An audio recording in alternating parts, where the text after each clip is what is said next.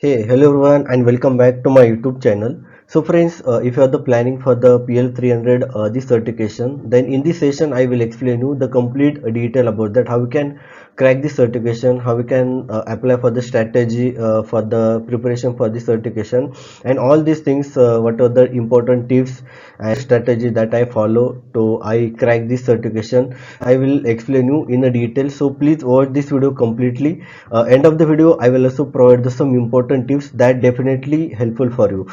In this video I will cover the important topics. So first one is the introduction to PL-300 certification, then second is the important for the market value for this certification, then third one is the who can give this examination, so who are the eligible for this examination, then benefit and opportunity after the completion of this PL-300 certification, then exam detail and structure for this certification,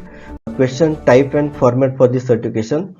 then study guide. So if you are the planning for this certification, then what are the syllabus for this certification, then how to prepare for this examination, then important timeline, how we can study plan for this certification, and most important thing, how we can pass this PL-300 certification in a 21 day.